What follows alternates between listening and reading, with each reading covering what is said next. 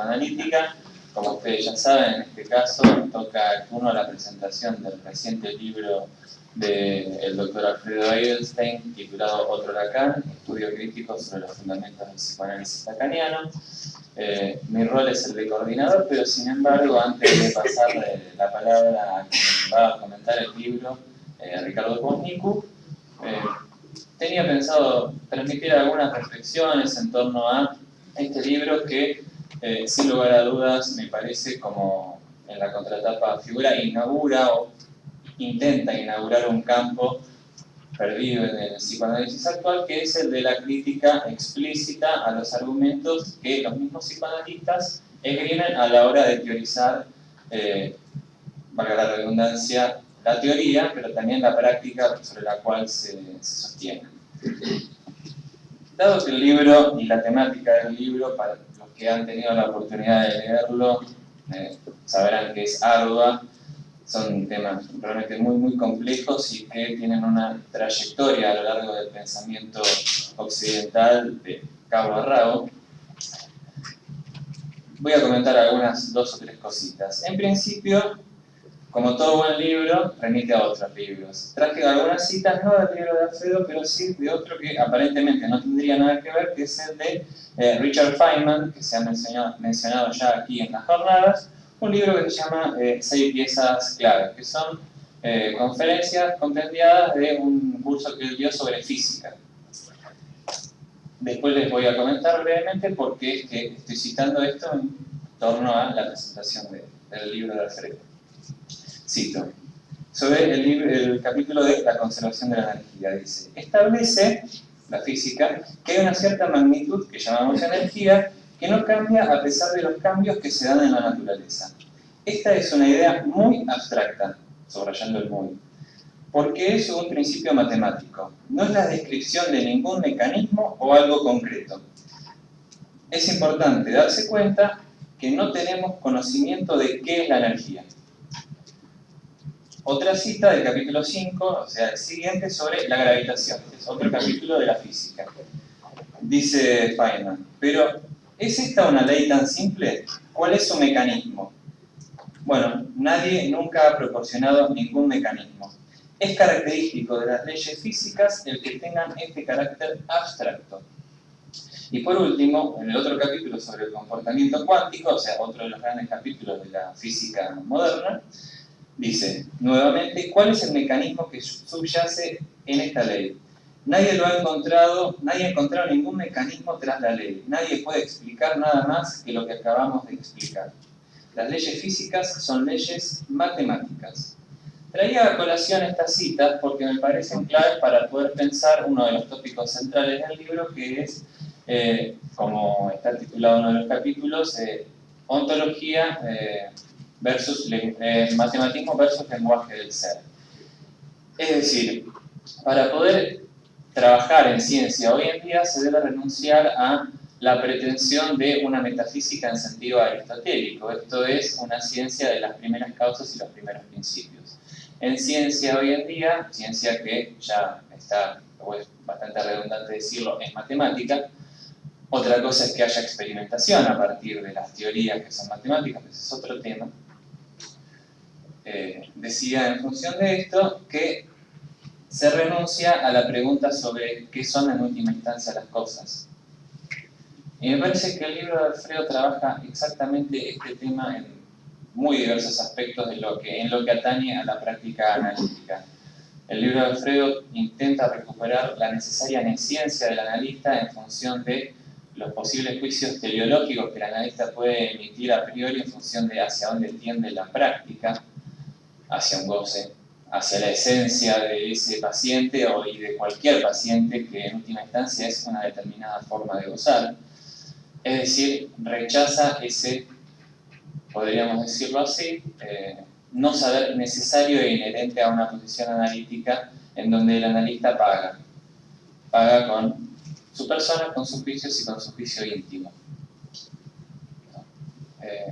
En fin, básicamente estas son las cuestiones que a mí me suscitaron. Otro de los temas que en este libro se tocan y que en estas jornadas se han tocado muchísimo son las cuestiones en relación a lo concreto y lo abstracto, ¿no?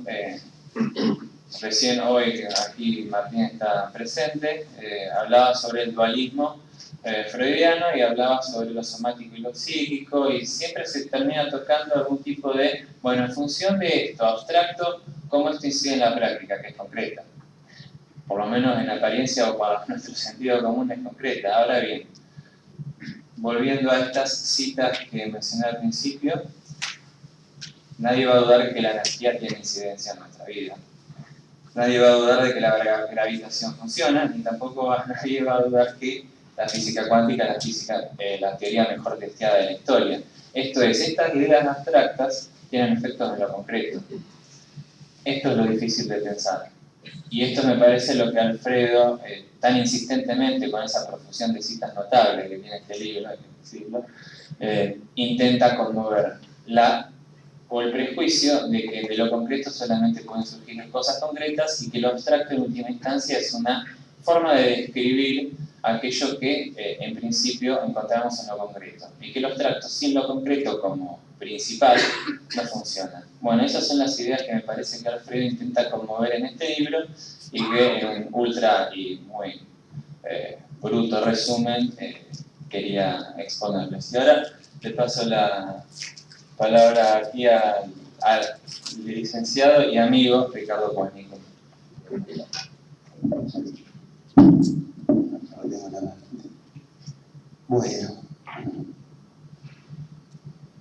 Bueno, hoy les presentaré un libro que muchos de ustedes conocen y ya seguramente muchos han leído. Me da especialmente mucho gusto presentarlo, puesto que lo he seguido desde sus inicios y me ha ayudado a esclarecer algunas cuestiones epistemológicas y filosóficas, y otras lecturas no me han logrado. ¿Está muy cerca? No. Más cerca. Más cerca. Bueno, por otra parte, ha sido para mí muy prometedor el campo que ha dejado surcado Alfredo en la antifilosofía, puesto que es el de Lacan el único intento que yo conozco, por lo menos, de abandonar definitivamente la ontología, que como ustedes saben fue desde el comienzo de la metafísica sinónimo de pensamiento puro, de ese que da cuenta de su propio supuesto o de sus fundamentos. Y no digo reformular la ontología como hizo Heidegger, ni fundirla con las matemáticas como hizo Badiou, sino faltarle al ser, al fundamento que no hay. Creo que el propósito principal de esta obra es resaltar que el pensamiento de Lacan transita un sendero muy estrecho, tendido sobre un abismo, ya que se despliega en un espacio no intuitivo y en una temporalidad lógica no aristotélica, en un tiempo retroactivo cuya lógica temporal es la de un advenir siendo sido, pero que nunca es. En el desarrollo que traza Lacan, hay un postulado que resignifica la materialidad del pensamiento, cuando propone la estructura del significante como agente del logos, en lugar del concepto que se sabe, como en Hegel, al revelar la materia sutil de la palabra, como la llama, que ata con lazos invisibles pero poderosos. Postular la insustancia, fundar la antiontología, desvelar la materialidad, subvertir el sujeto, desarrollar una nueva estética, esto es otro espacio, temporalidad en la que situar y significar la lógica de los significantes que representan para otros. Este Lacan, que nos acerca a él, por fin se hace oír y exige un nuevo cuadril de estudio para acceder a una interpretación de su obra, ya que renueva el psicoanálisis al mismo tiempo que desplaza antiguas preguntas filosóficas de la centralidad que ocupaban en nuestra cultura, ¿no? Me refiero a la pregunta por el ser. Pero este libro se ocupa particularmente de la epistemología que sostiene el psicoanálisis según Lacan, y sienta la tesis que su discípulo principal, en tanto se tituló coeditor de la obra, hace una particular lectura que, según el autor, le quita al pensamiento de Lacan lo diamantino de su subversión, la potencia de lo imposible, la radicalidad sin par, la exigencia de la interpretación renovada que reescribe. Transforma la incandescencia de este pensar en un pequeño juego, o el pequeño juego de lo ya sabido o de lo ya vislumbrado. Y todo está dicho en el libro, sin desmerecer y reconociendo la gigantesca obra que ha impulsado y la coherencia con la que sostiene estas tesis el discípulo. Son múltiples las cuestiones desplegadas en este libro, que son producto de un seminario que él es el lector en el 2009, y que ahora aparecen como trabajadas como sin ser, digamos, como facetadas, ¿no? Y me parece que este libro instala una nueva controversia en nuestra comunidad científica. Por una parte se interpela con nombre y apellido y se les agradece por la aportación teórica y las reflexiones a todos aquellos que la han puesto por escrito, ya que sin ellos, en la Eilington, no hubiera sido posible una crítica de los fundamentos epistemológicos del psicoanálisis. Dije que las cuestiones aparecen muy trabajadas, puesto que todos conocemos la profusión y el rigor de los estudios que Eilington ha encarado desde joven y los 6 años transcurridos desde que brindara el seminario y que tan generosamente nos comunica la apertura. Para mí es fundamental destacar el carácter del diálogo que sostiene con otros teóricos del psicoanálisis. Me refiero a la consideración en la que señala que no es que su lectura sea la correcta o la verdadera, sino que cada lectura depende de la batería de conceptos epistemológicos puestos en juego. Podríamos decir que dependen de las diferentes axiomáticas de las que parten explícita o ingenuamente. Quizás la diferencia última radica en el carácter estructural o sustancial de la teoría que se sostiene. Quiero decir, si es que todos los conceptos son afectados por todos, o sea, estructuralmente, o si hay alguno invariante, como si de su constancia, de su consistencia, perdieran todos los demás. Por eso el autor aclara de entrada que el otro Lacan que propone no es mejor ni más auténtico, sino que es una inversión del sentido en que los discípulos de Lacan lo lean. Por otra parte, declara que su investigación de los fundamentos del psicoanálisis se apoya en las premisas de la epistemología científica moderna, que giran en torno a la elaboración de teorías y la oposición con otras, y que la contrastación empírica nunca determina en forma absoluta la validez de la teoría científica. Ahora quiero leerles un párrafo en el que Eilington expone su trayectoria, y dice así: estos últimos años me dediqué a investigar esto que estoy presentando, el periodo 1970-1981 de la enseñanza de Lacan, que me dejaba un poco de incertidumbre porque estaba persuadido que Lacan no decía allí lo que todo el mundo, lacaniano, decía que dijo. Yo no estaba de acuerdo. Luego continúa así: yo también estaba persuadido de que debía ser, al menos en cierta medida, como todo el mundo decía que las cosas eran. Yo también fui enseñado por lacanianos. Por último, agrega que las exposiciones de su seminario se va a dedicar a los grandes asuntos, a los grandes temas, a los que Lacan se abocó en sus últimos 5 a lo sumo 10 años de su elaboración teórica. Y subraya: recojo el guante, acepto el desafío de que efectivamente estudiemos qué fue lo último que Lacan sostuvo y nos propuso. En la primera reunión, como titula el primer capítulo, se refiere Eilington al mayor de los engaños, a la creencia popular en que la experiencia es la guía del concepto, basada ella en la suposición que sostiene que experimentar es poner en juego los sentidos y los afectos que estarían en contacto con la materia prima que luego sería la realidad, como si las vivencias fueran el origen de nuestro saber. Supuestos no criticados de los que se desprenderá que es el cuerpo, la materia, la carne, el que siente y se afecta, por lo que se constituye en el fundamento o el dato primero, inmediato, en lo concreto por excelencia, ya que se nos da como una vivencia sin mediaciones.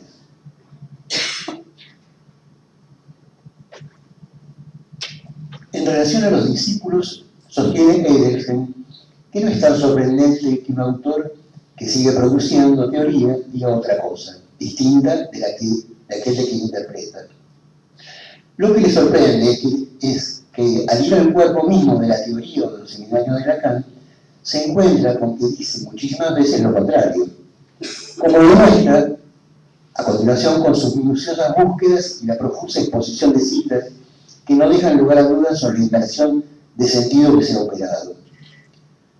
Por otra parte, siempre estará en juego en el libro la tesis que la doctrina de Lacan permanece invariable en sus diferencias, que no se contrapone un último a un primero, sino que como todo auténtico concepto es viviente, es decir, crece, se desarrolla y se reproduce sin modificar su fundamento epistemológico.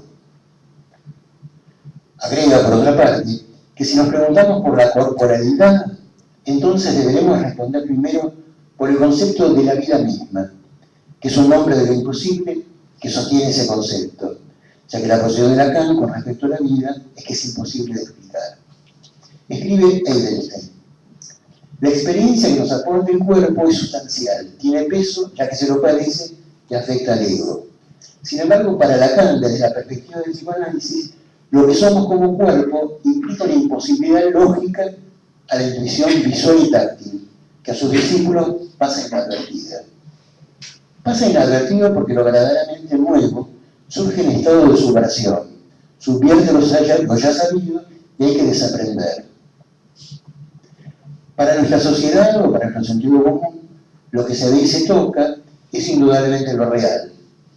Para Lacan, el cuerpo, en tanto naturaleza, está desanudado de lo real, participa de la vida y de la muerte sin existir. Ya que lo que hace de órgano, al hablar ser, es el lenguaje en el que habita exiliado. Podríamos decir que lo orgánico del cuerpo lo tiene fuera de sí. Su cuerpo existe en el espacio del lenguaje, que no es precisamente tridimensional, y es el que determina en su función al cuerpo. Es decir, escribe Alfredo, los cuerpos se someten a las leyes del discurso, que es primero y que es el lugar en el que habitan. Vuelvo a citarlo. Si vivimos en un mundo de lenguaje, tendremos que elegir qué lógica asumiremos en psicoanálisis, la del sentido común o la de lo real, que se deduce de la formalización de la estructura del lenguaje. Es tan novedoso el aporte de Lacan, continuó la cita, al ámbito de la ciencia, que no tuvo términos de la lengua para decirlo, y entonces produjo una enorme cantidad de términos biológicos.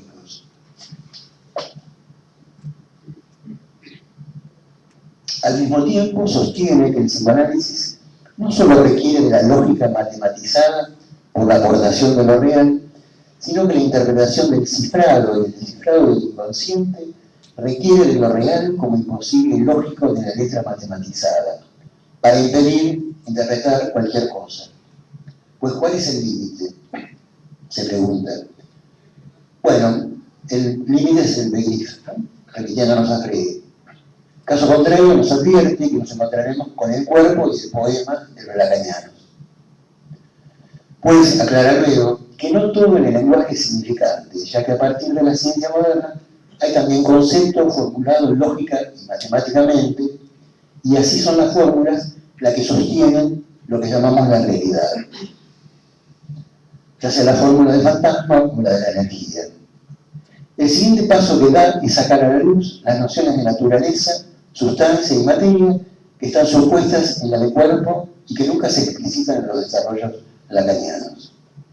Tomo una cita del libro, cuando él cita a Lacan, dice lo siguiente: para eso está, esta cita es muy conocida, para eso está la vía de nuestro mos geométricus, escribe Lacan, que como nosotros sabemos es de cuño spinociano, en cuya axiomática Spinoza define la sustancia como aquello que es en sí y se concibe por sí, aquello cuyo concepto no necesita del concepto de otra cosa para formarse.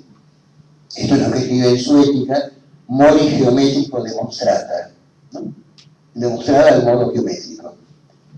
Pero la doctrina de Lacan subvierte toda formulación ontológica mediante la concepción de una topología de superficies y mediante la función del agujero, enseñando que la sustancia proviene del lenguaje y la verdad no es adecuación ni correspondencia con lo sensible, sino medio dicha. Pero la subversión ontológica de la noción misma de sustancia le añade a esto un atributo que, según su propio asombro, a nadie se le había ocurrido, el de Busante, con lo que se escapa del régimen del pensamiento ontológico y así transmuta al atributo pensante y a la res extensa en insustancia creada por el significante, es decir, vaciada de esencia, de pensamiento y de ser. En mi opinión, Lacan da los primeros pasos en un pensar postmetafísico que la filosofía venía reclamando y enunciando desde el final de la metafísica. Y creo que Bourdieu fue uno de los primeros en comprender la potencia que entrañaba para la filosofía, y para su ontología en particular, la doctrina insustancial que desplegaba Lacan con genial maestría. Creo que seguir el derrotero de una doctrina tan compleja exige estudios inacabados e inacabables, y entonces, como señala Erikson, la elucidación, la explicación que se oferta en el bazar del sentido común y vocal resulta muy útil para comprender, para resolver las tensiones de una teoría que ha cambiado hasta el valor mismo de los términos que emplea en su constitución y que con ese fin neologiza en 1409 ocasiones, a cuenta del autor.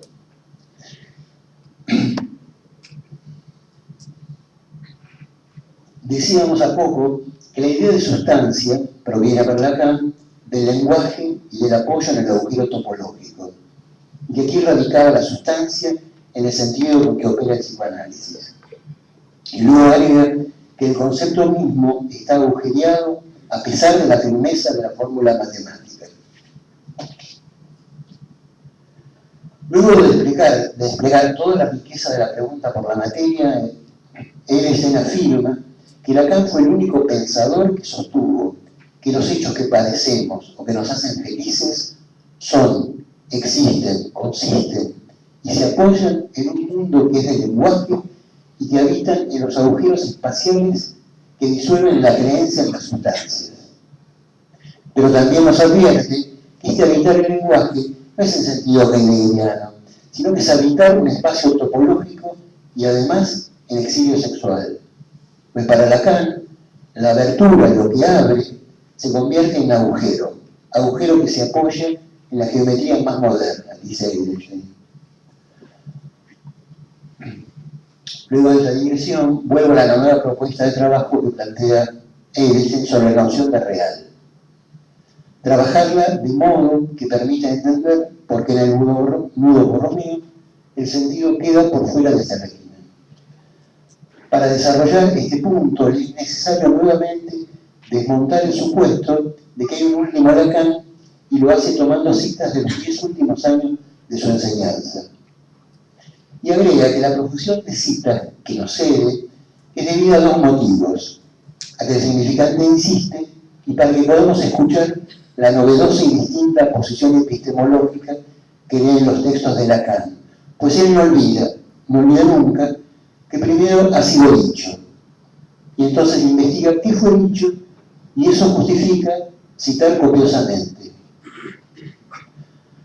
Para terminar la discusión con el lacanismo y su clínica de lo real, que supone que es lo primero, lo auténtico y fundamental, cita al Lacan de la tercera. Dice así: el advenimiento de lo real no depende para nada del analista, depende de la ciencia. Su misión es hacerle la contra a lo real. Y el autor se sorprende de esta contra, ¿no? Esta contra lo real, esta contra a lo real.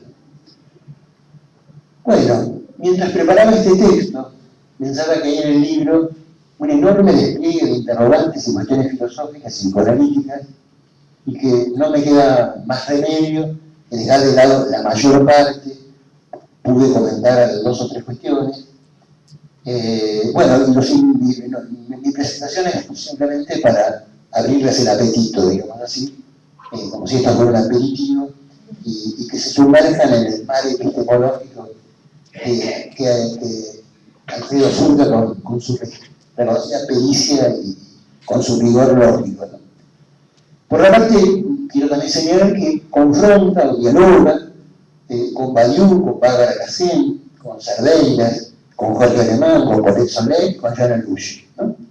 Y con algunos más que se me quedan en el tintero, con la misma profusión de citas. Y a propósito voy a citar unas líneas de un escrito del filósofo Cerveiras, que él destaca especialmente, en las que señala que, dice así, ¿no? Cerveiras señala que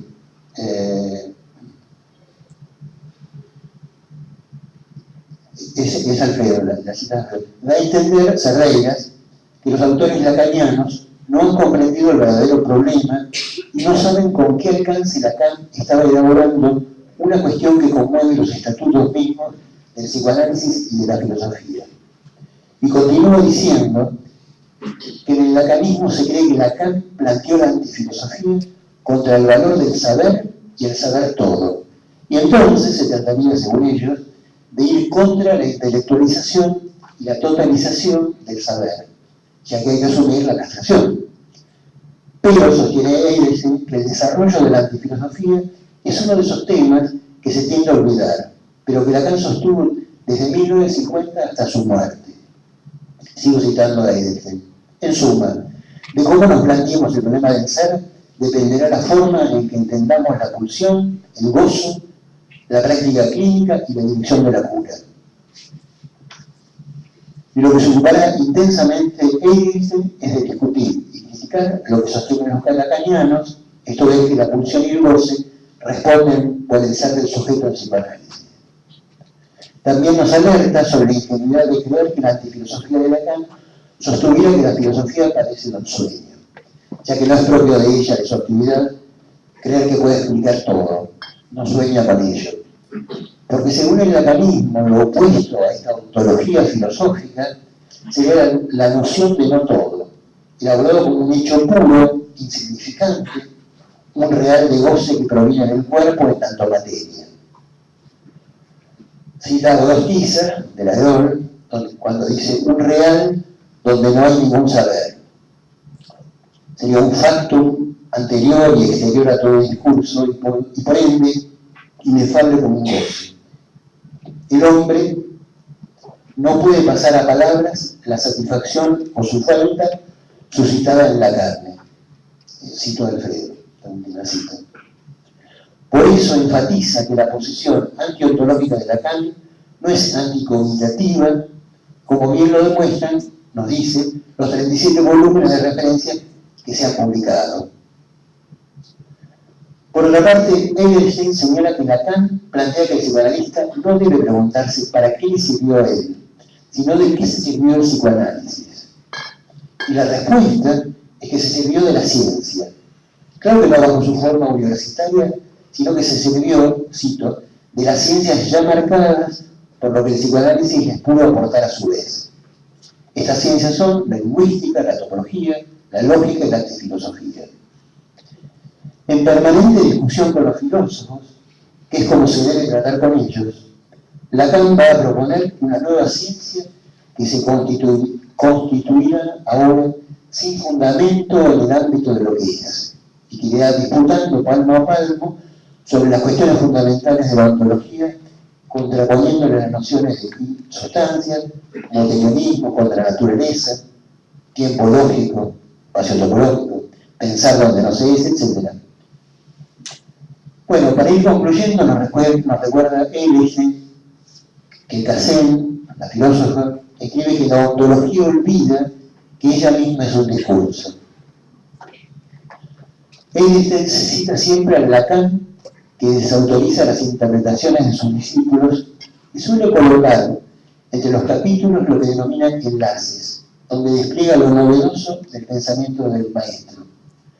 Dichos enlaces son pequeños ensayos que condensan las investigaciones sobre cuestiones que muy pocos han considerado, por ejemplo, como la noción de incorporar de los estoicos, la cuestión de lo inefable, la antinomia de Heráclito Parménides, la significación de los neologismos, etc.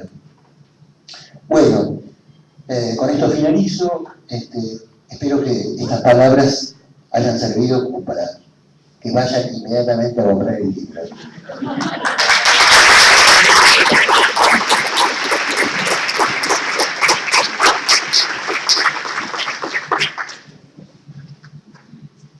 Bueno, para variar voy a hablar, pero les prometo tal vez hablar poco. Bueno, agradecerles a los amigos de la mesa por acompañarme en este momento un poco pudoroso para mí, y a la comisión organizadora de las jornadas, Karina, a Diego y a Florencia por, bueno, también haber organizado este momento. Y agradecerles a ustedes. Ayer cuando di la conferencia, terminé de darla, se acercó alguna gente a conversar y Flavia Dutra se aproximó y me dijo muchas gracias, muchas gracias. Y yo le dije, no, muchas gracias a vos, muchas gracias a vos. Y ella me dijo, no se sentía acreedora de ningún agradecimiento por parte mía. Pero no se lo suele decir, pero el saber mismo impone una condición. Cualquiera que se aboque a los problemas del saber debería estar advertido que va a estar sometido a una condición, que es la transmisión de ese saber. El saber, especialmente el saber elaborado en forma científica, tiene como una propiedad intrínseca la comunicabilidad. El saber de la ciencia, el saber de la investigación, si no se comunica, no existe. En experiencias místicas, intuitivas, eso no sucede. Alguien puede tener una impresión mística, reservarla para sí, y no por reservarla para sí, para esa misma persona, no va a existir la experiencia. Con el saber no sucede así, y especialmente con el saber de la ciencia. El saber de la ciencia que no es comunicado, no existe. No tiene ninguna potencia, no sirve para cumplir ningún cometido. Con lo cual, bueno, yo les agradezco por hacer el aguante de que lo que he podido estudiar, lo que he podido investigar, tenga para mí una existencia real que radica en el hecho de haber podido comunicárselo a ustedes. Pero ya que estamos, por el mismo precio, y como esto no se detiene, les voy a contar el último encuentro, el último hallazgo pequeño, que he localizado en la enseñanza de Lacan. Para mí la enseñanza de Lacan, se lo dije ya a muchos, para mí es una mina de oro a cielo abierto, que alcanza que ir con una palita, recoger un poquito así, sacarlo de ahí, llevarlo, y eso incluso se convierte en dinero. Incluso, sí, se convierte en dinero también. No tengo ninguna idea, no tengo ninguna explicación por qué sus discípulos han puesto dos maderas cruzadas así y dijeron mina clausurada.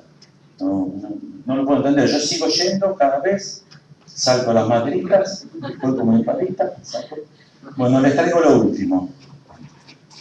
En la página 166 de mi libro, digo lo siguiente, no sé bien por qué lo dije, pero lo dije. Dice, cabe aquí recordar que en la contratapa de los escritos en francés, al igual que en su traducción en español, publicados en vida de Lacan, estimo que fue él, o quizá François Wall, quien redactó la contratapa, no sé de dónde lo saqué, lo volví a leer, no tengo la menor idea de dónde lo saqué. Dice que en sus escritos que se sigue el debate de siempre, el debate de las luces. Esto lo pongo en un capítulo donde trabajo que los psicoanalistas dicen que no se trata de las luces. En psicoanálisis no se trata de las luces. ¿Cuál es la polémica que pongo aquí? Los escritos que yo dije en ese momento, que suponía que había sido Lacan quien había escrito la contratapa, llevan el siguiente texto. Es preciso haber leído esta compilación, y a todo lo largo, para sentir que allí se prosigue un solo debate, siempre el mismo, y que, aunque pareciera quedar así fechado, se reconoce por ser el debate de las luces. Lacan dice que sus escritos están abocados a sostener el diálogo con el debate de las luces. Estos son los escritos publicados en vía de Lacan. Se reeditaron y los editores quitaron la contratapa que había puesto Lacan y la sustituyeron por otra. De casualidad yo revisé la contratapa de los nuevos escritos, porque uno no supone que los nuevos escritos van a cambiar su texto, pero los editores decidieron cambiar el texto de los escritos de Lacan. Una idea notable. La cita que pusieron es esta. El descubrimiento del psicoanálisis es el hombre como animal hablante. Pas la même chose, ¿no? El debate de los escritos es siempre el mismo, es el debate de las luces. Y ellos eligieron poner en la contratapa, en francés y en español es igual, el descubrimiento del psicoanálisis es el hombre como animal hablante. Salteo de renglones, dice esta contratapa nueva, existen individuos y eso es todo. Bueno, pero si yo fuese francés diría pero yo seguí leyendo. Seminario, no, en realidad son charlas en Santé, el saber del psicoanalista, en la primera charla, 4 del 11 del 61, Lacan dice, los secretos son del 66, del 71 Lacan dice. La pequeña nota, yo no sabía esto, lo encontré ahora. La pequeña nota que se encuentra en el dorso del grueso volumen de mis escritos invoca las luces. ¿Por qué no admitirlo? Soy yo quien la escribió. Así que había adivinado, era Lacan. Están los motivos por los cuales yo pude adivinar. Dice, ¿quién otro si no yo hubiera podido hacerlo? ¿Quién otro si no yo hubiera podido hacerlo? Se reconoce mi estilo y está muy bien escrita. Pero lo importante es lo que sigue, no importa quién lo escribió. No importa quién lo escribió. Obviamente que no importa. El asunto es el psicoanálisis. Se trata del siglo de las luces, de la ilustración, o si se trata de cuerpos que salen palabras de adentro. Las luces tardaron cierto tiempo en elucidarse. En un primer tiempo fallaron en su intento. Pero en fin, así como el infierno, estaban sembradas de buenas intenciones. Contrariamente a todo lo que se dijo, fuerte, contrariamente a todo lo que se dijo, las luces tenían como finalidad enunciar un saber que no fuera un homenaje a ningún poder. Bueno, gracias por acompañarme. Espero que con el equipo de gobierno que tenemos aquí cumplamos todas las promesas que hemos hecho en la campaña. Creo que todos los políticos dicen gracias por acompañarnos. Hay un vino ahora esperándonos para compartir. Muchas gracias.